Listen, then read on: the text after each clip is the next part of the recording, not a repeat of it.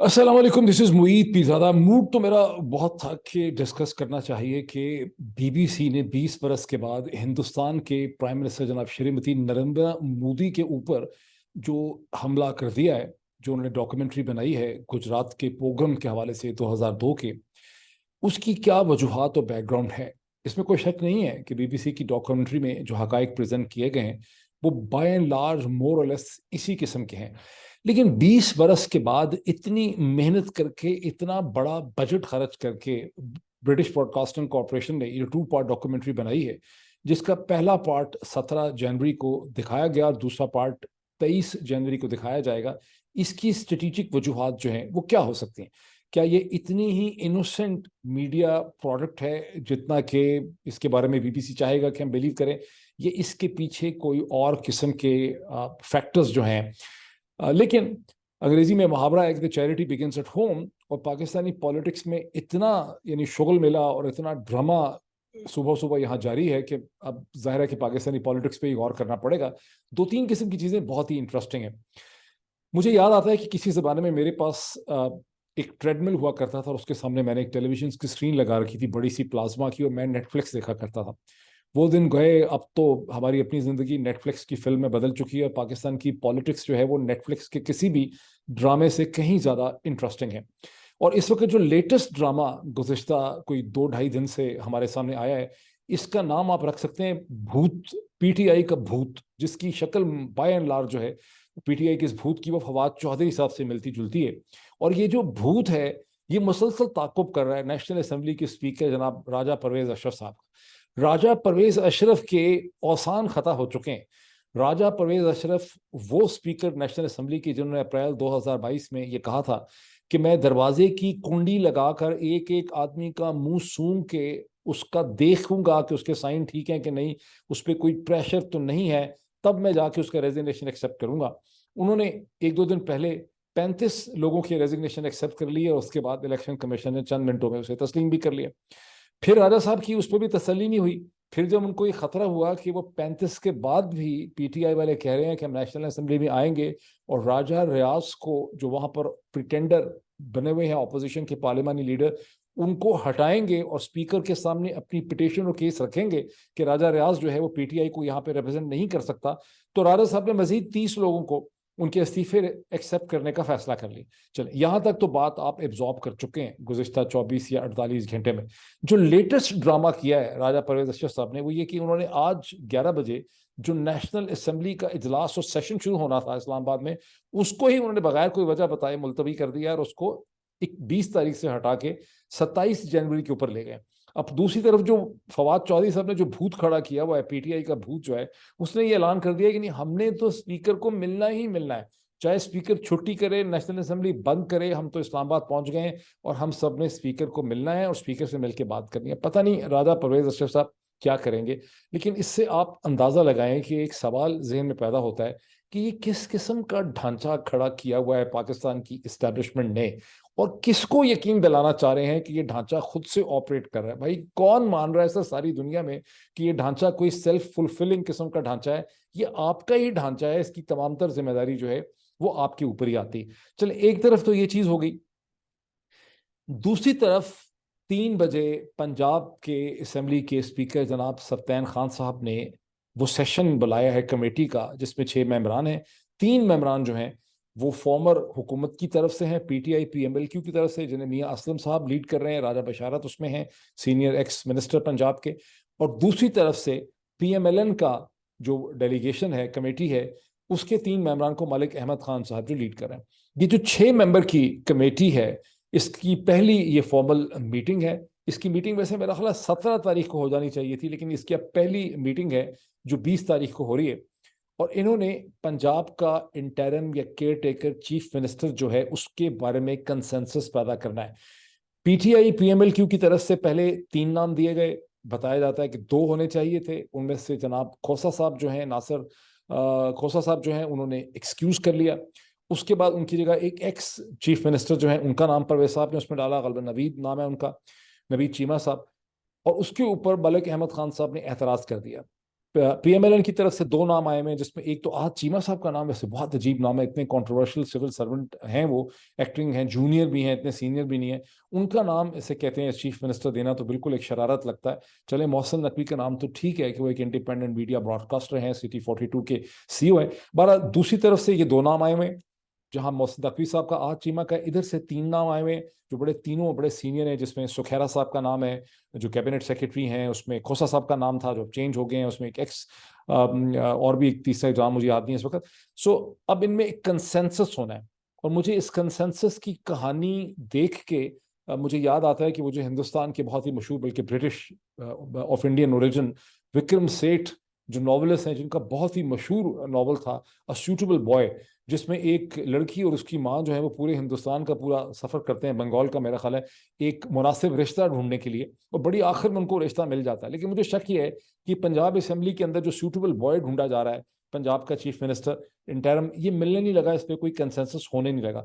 और मलिक अहमद खान साहब ने पहले ही एक धमकी वहां पे लगाई कि चूंकि खोसा साहब ने नाम अपना विड्रॉ कर लिया है और इसमें परवेज इलाही साहब ने एक और नाम डाला है, ये खिलाफ ज़ाब्ता है, खिलाफ कानून है, ये होना नहीं चाहिए था। इसलिए मुझे तो ये लगता है कि इसका बेसिकली तौर पर फैसला चीफ इलेक्शन कमिश्नर करेंगे। चीफ इलेक्शन कमिश्नर के नाम से पीटीआई को मौत पड़ती है, पीएमएलक्यू को मौत पड़ती है। परवेज इलाही साहब ने उसके जवाब में ये धमकी लगाई है कि चीफ इलेक्शन कमिश्नर का तो नाम ही ना लें, अगर चीफ इलेक्शन कमिश्नर ने सेलेक्ट करना होगा केयर टेकर चीफ मिनिस्टर, तो मैं तो फिर सुप्रीम कोर्ट में जाऊंगा, मैं सुप्रीम कोर्ट मूव करूंगा। तो इस किस्म का ये माहौल एक बना हुआ है। अल्लाह करे कि इसके दरमियान में ये दोनों जो कमेटी मेंबरान हैं, तीन तीन दोनों साइड के, ये किसी एक कंसेंसस कैंडिडेट के ऊपर एग्री कर सकें। कानों में खबर ये आती है, जिसको जराए से अफवाह चल रही है, कि मोहसिन नकवी साहब के ऊपर इस्टेब्लिशमेंट का बड़ा दिल है, इस्टेब्लिशमेंट से उनके बड़े रवाबित हैं, और मोहसिन नकवी साहब की एक अरेंजमेंट है कि जब वो आ जाएंगे तो वो अपनी मर्जी के सिविल सर्वेंट वगैरह लगाएंगे ताकि तहरीक इंसाफ को सप्रेस किया जा सके। बहुत से लोग जराए के हवाले से ये भी कहते हैं कि मोहसिन नकवी साहब जो हैं वो पीएमएलएन के कैंडिडेट है। मेरी अंडरस्टैंडिंग ये है कि मोहसिन नकवी साहब जो हैं, जो सिटी 2 के 42 के ओनर हैं, उनके आसिफ अली जरदारी साहब के साथ बहुत अच्छे ताल्लुकात हैं, और जिन इस्टेब्लिशमेंट के अफसरान की तरफ जराए और बहुत से लोग दावा कर रहे हैं, उनके ऊपर इल्ज़ाम लगा रहे हैं, उन इस्टेब्लिशमेंट के ऑफिसर्स जो हैं उनके भी आसिफ अली जरदारी साहब के साथ बहुत अच्छे रिलेशनशिप हैं, बिकॉज उन्होंने सिंध में पहले सर्व किया है। जब सिंध में उन्होंने सर्व किया है, कराची में सर्व किया है, तो उस वक्त आसिफ अली जरदारी साहब के साथ बड़े अच्छे रवाबत उनके डेवलप हो चुके हैं। और अब जब वो लाहौर में सर्व कर रहे हैं, तो आसिफ अली जरदारी साहब उन गुड ऑफिसर्स और रिलेशनशिप्स को यूज करना चाहते हैं। तो बेसिकली मोहसिन नकवी जो हैं वो आसिफ अली जरदारी साहब ही के कैंडिडेट जो हैं यहाँ पे हो सकते हैं। तो ये तो दो खिंचाई की जो है सूरत हाल है। अब आ जाए उस्तूरी, इस सारी खिंचाई की सूरत हाल के दरमियान में हमें ये खबर मिल रही है कि पहली दफा गुज़िश्ता चंद घंटों में जनाब नवाज शरीफ साहब ने, 10-12 घंटे पहले, नवाज शरीफ साहब ने एक बड़ी भरपूर 4 घंटे की मीटिंग की अपने पीएमएलएन के उन खास चीदा चीदा लीडरान के साथ जो पाकिस्तान से सफर तय करके आए हैं, उनको मिलने के लिए।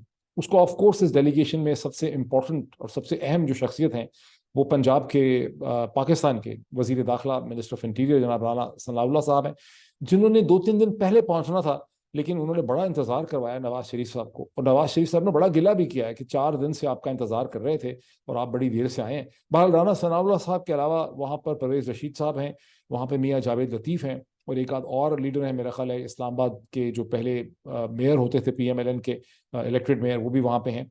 उसके अलावा नवाज शरीफ साहब का एक बहुत बड़ा ग्रुप होता है हमेशा फ्रेंडली जर्नलिस्ट का, जो वो वही सवाल पूछते हैं जो कि नवाज शरीफ साहब चाहते हैं कि वो पूछें। तो वहां पर ये मीटिंग हुई है, जिसमें ये बताया जाता है कि राना सनाउल्लाह साहब के लिए बाकायदा एक पंजाब का एजेंडा जो है पूरे निकात का, वो बना के नवाज शरीफ साहब ने रखा है, और वो नवाज शरीफ साहब हैंड ओवर कर रहे हैं राना सनाउल्लाह साहब को। यानी राना सनाउल्लाह साहब को आने वाले दिनों और हफ्तों के हवाले से बड़ी इंपॉर्टेंट जिम्मेदारियां जो हैं वो दी जा रही हैं। एक बहुत बड़ी जिम्मेदारी तो यह है कि मोहतरमा मरियम नवाज साहिबा जो है, अब जो हफ्ता शुरू हो रहा है, यानी 30 जनवरी से पहले पहले, 31 जनवरी से पहले पहले मोहतरमा मरियम नवाज साहिबा लाहौर पहुंचेंगी, और फिर ऑल लेवल पे, मल्टी लेवल पे, मल्टीपल लेवल्स पे पीएमएलएन को वो ऑर्गेनाइज करेंगी, उसकी चीफ ऑर्गेनाइजर होंगी, उसकी कैंपेन को लीड करेंगी। थ्योरेटिकली स्पीकिंग पंजाब के इलेक्शंस में वो एक चीफ मिनिस्टर के कैंडिडेट के तौर पर जो है इमर्ज कर सकती हैं। ये वैसे कौन से इलेक्शन होंगे जिसमें इनके जीतने के चांसेस होंगे, ये कि बहुत बड़ा मतलब क्वेश्चन है। बहरहाल इस तरह से होगा। अब नवाज शरीफ साहब क्या आएंगे? राणा साहब तो कह रहे हैं कि नवाज शरीफ साहब आएंगे, वो आवाम के लीडर हैं, वो जरूर वापस आएंगे। ये और बात है कि अब नवाज शरीफ साहब के आने की जो सदा है उससे कम से कम भी 6 महीने हो गए। अगस्त में मियां जावेद लतीफ़ साहब ने, जो इस वक्त आप लंदन में हैं, उन्होंने कहना शुरू कर दिया था टेलीविजन प्रोग्राम में कि अगले महीने नवाज शरीफ साहब सितंबर में आ जाएंगे। सितंबर के बाद उन्होंने कहा अक्टूबर में आ जाएंगे। अक्टूबर के बाद उन्होंने कहा नवंबर में आ जाएंगे। नवंबर के बाद उन्होंने कहा दिसंबर में आ जाएंगे। दिसंबर के बाद उन्होंने डेफिनेटली जनवरी में आना था, लेकिन जावेद लतीफ़ साहब खुद चले गए उनको लेने के लिए अंदर, वो फिर नहीं आए। फिर जब मोहतरमा मरियम नवाज साहबा यहाँ से गई थी अक्टूबर में, तो भी ये था कि वो मियां नवाज को लेकर आएंगी, फिर वो नहीं आई। फिर वो वहाँ से यूरोप की ट्रिप पे चले गए, फिर वापस लंदन आ गए, फिर नहीं आए। उसके बाद जनेवा चले गए, वहाँ से ख्याल था कि आएंगे, फिर वहाँ से नहीं आए। तो अब उनके बारे में फिर कहा जा रहा है कि वो आएंगे। लेकिन मेरी अंडरस्टैंडिंग ये है कि वो तब आएंगे जब पहले उनको यकीन हो जाएगा, या नवाज, वो जब यकीन क्या हो जाएगा, वो चाहते हैं कि उनके आने से पहले पहले कोई ना कोई बहुत बड़ी तब्दीली हो। जिस तरह से सदर प्यूटन के बारे में था कि वो कहेंगे वो तब पाकिस्तान आएंगे जब कोई बहुत बड़ा कॉन्ट्रैक्ट या एग्रीमेंट ऐसा हो जो उनके शान शान हो। तो नवाज शरीफ साहब जो है, उनकी वापसी की कंडीशंस ये हैं कि इमरान खान की, पहले ये था कि पंजाब गवर्नमेंट हमें मिले, वो मिली नहीं। अब वो सोचते हैं कि केयर टेकर गवर्नमेंट हमारी ऐसी बने, हमारी हो। लेकिन इमरान खान की अगर डिस्क्वालिफिकेशन हो जाए किसी न किसी केस के अंदर, तो फिर नवाज शरीफ साहब का दिल चाहेगा कि मैं आऊं और आके लीड करूं, लोगों को बताऊं कि नवाज इमरान खान जो है वो कितना बड़ा चोर, डाकू, बदमाश वगैरह वगैरह एटसेट्रा एटसेट्रा जो है वो था।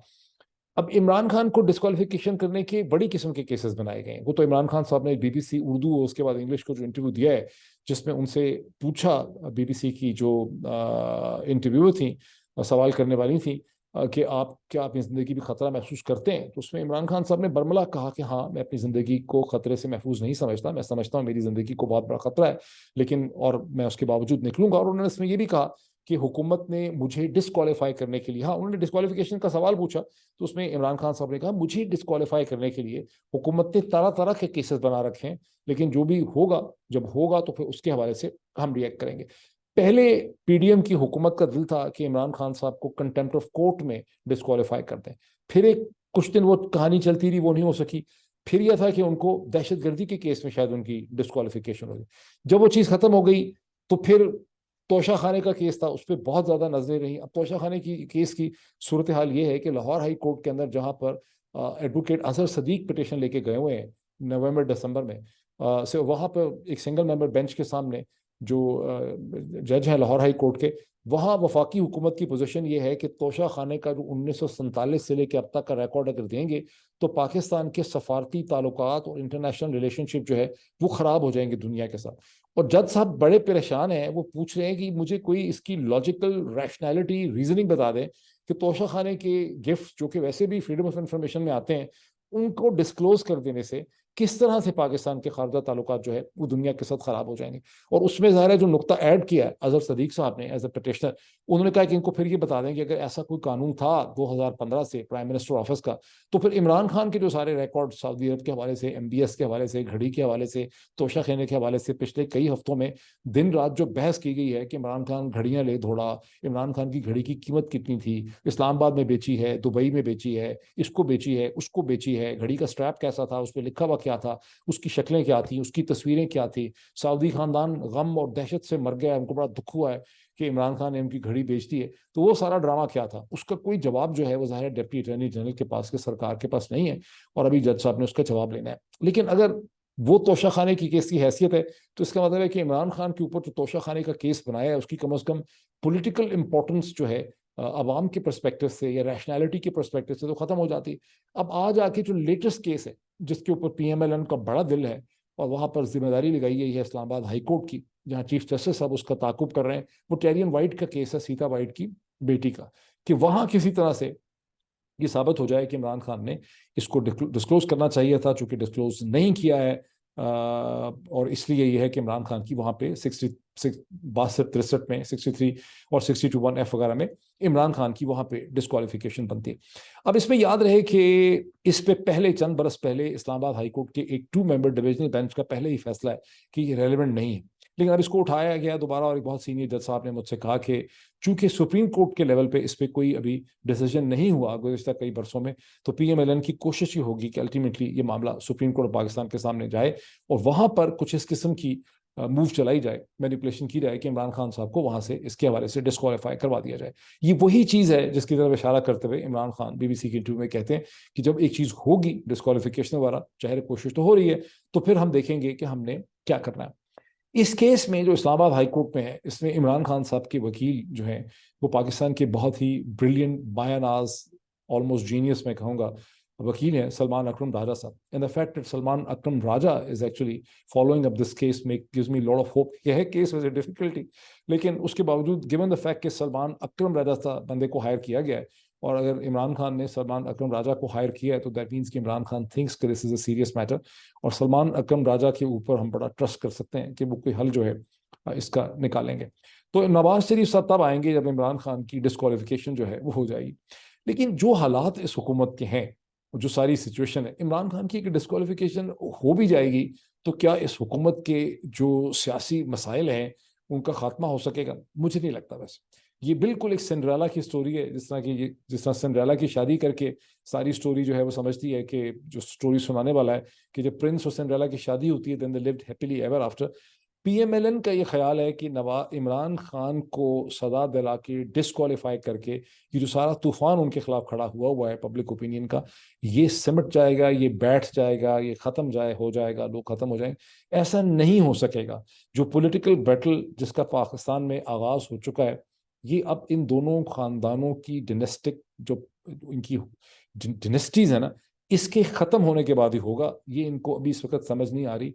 शरीफ और जरदारी खानदान की डिनेस्टीज का जवाल होना है, ये चीज बिल्कुल फिजिक्स के लॉ के तौर पे जो है मुझे नजर आ रही है कि anything and everything that goes up has to come down. But let's see what happens. मैं वापस आऊंगा, वो वीलॉग मेरे लिए बहुत इंपॉर्टेंट है कि बीबीसी को 20 बरस के बाद नरेंद्र मोदी साहब का जो ख्याल आया है उसकी क्या वजह है।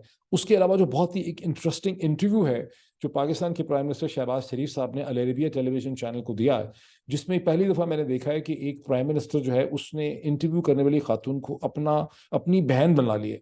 मतलब हमेशा लोग नाम कहते हैं सूजन, वहीदा, पीटर, वटेवर, लेकिन वहां पर नवाज शहबाज शरीफ साहब जो हैं वो मसलसल मेरी बहन मेरी बहन मेरी बहन करके उन्होंने वो इंटरव्यू जो है उनको दिया। और दरमियान में उन्होंने उसमें बाकायदा तालियां मारी हैं कि मैंने अपने वीलॉग में तालियां मारता हूँ, तो वो तो मैंने अपने किसी फॉर्मल प्रोग्राम में भी मारी, लेकिन शहबाज शरीफ साहब ने बाकायदा इस इंटरव्यू के दरमियान में जज्बाती और एक्साइटेड होकर तालियां भी मारी हैं। तो उस पर बात करनी है अगले व्लॉग में। Let me come back to that. Thank you.